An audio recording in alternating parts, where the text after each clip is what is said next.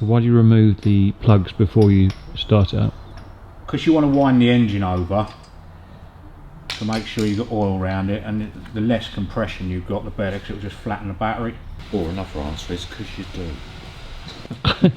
Yeah, thanks for that explanation, it's very helpful. Is that crystal? Yeah.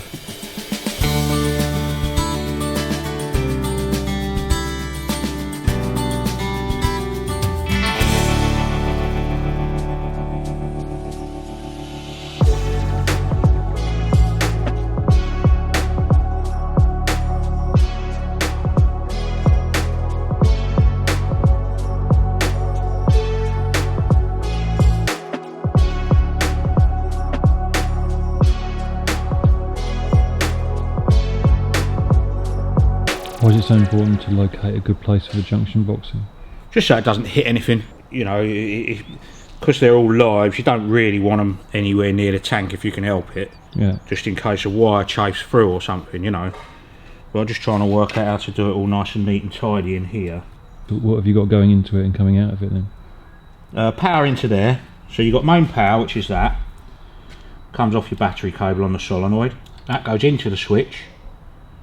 Power out of the switch to this. That is your wire for your silicon rectifier regulator. So that's permanent power, that's switched power rather. Yeah, that one. So this will be switched power. That one there going into it, that's permanent power. So you've got permanent live, switched live, earth, and then your two wires out to your generator system. So what we'll do, we can double that up, and then that will be lived up. Then I can run my horn wire, my starter solenoid wire, my coil feed wire, and my CDI unit wire. And that's basically all it needs.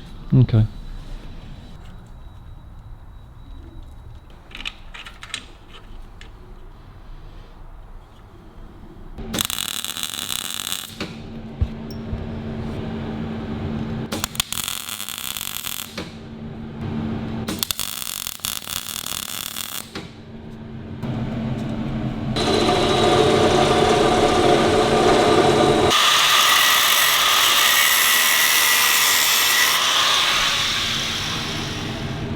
Okay. That should do us.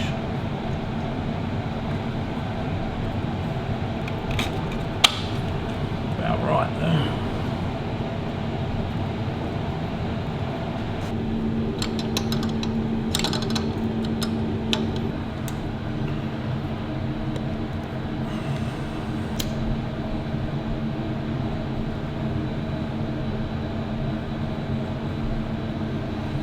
Right.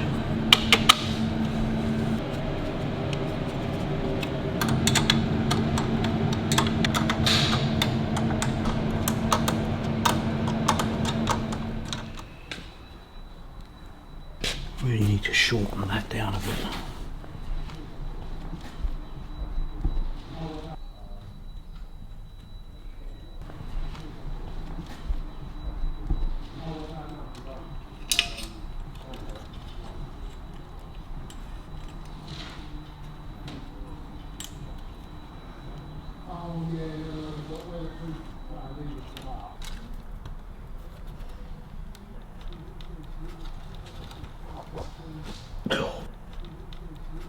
Right, so that can go up. That's horns, that's coils.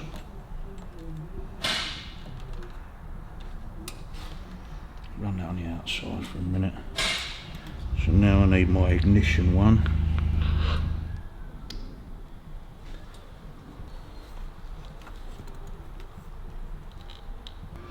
Right, so now coil feed, horn feed, ignition starters in.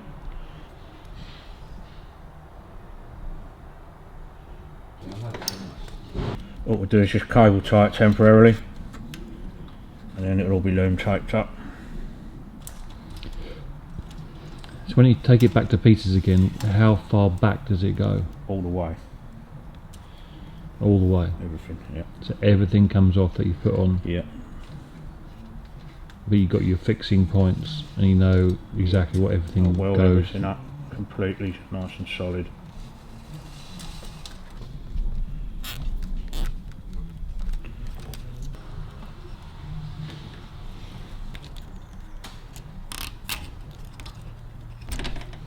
Right, that's nice and neat and tidy.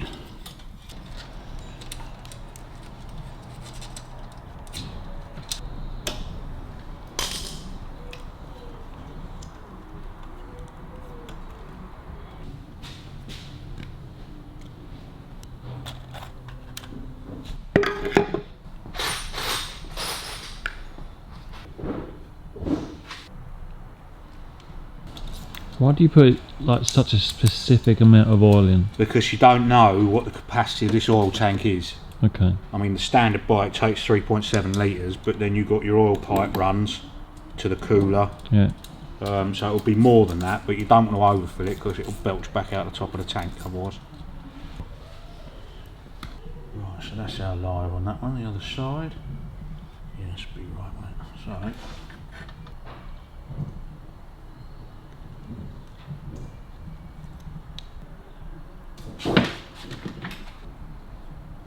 Right, so we've still got our pickup in there. Bob weights are okay.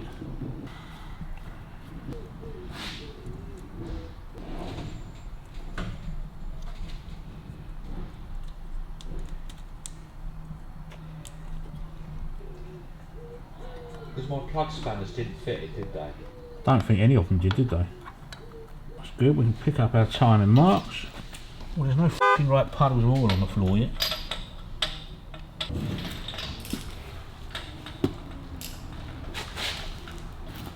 So why do you remove the plugs before you start it up? Because you want to wind the engine over to make sure you've got oil around it, and the less compression you've got the better, because it'll just flatten the battery. So you just make it as easy as you can for it to wind over, you know. Or another answer is because you do. Yeah, thanks for that. I like it. Thanks for that explanation. It's very helpful. Is that crystal? Yeah.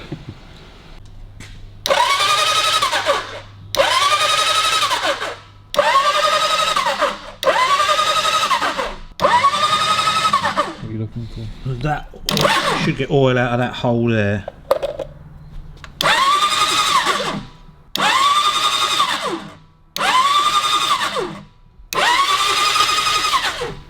Yeah, they're quite hard.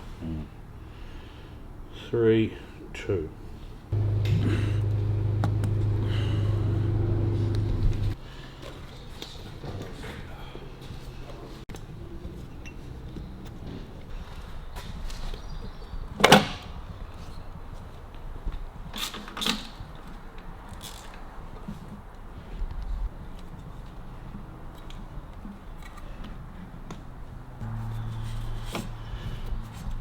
That can bend out there.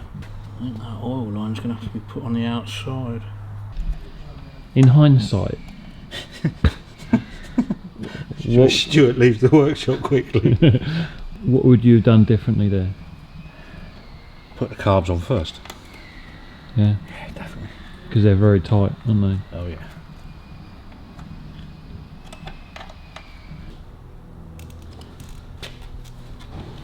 Go on with yours.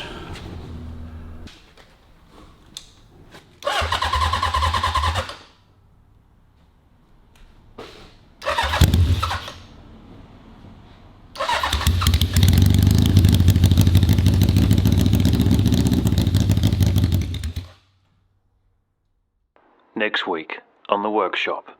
So that, as you say, that's just a swage that's just rolled over. Yeah, I can make that. Just put an angle, put it in a stretcher, fold a stretcher, shrink a stretcher, and then we can make it all up as we go along.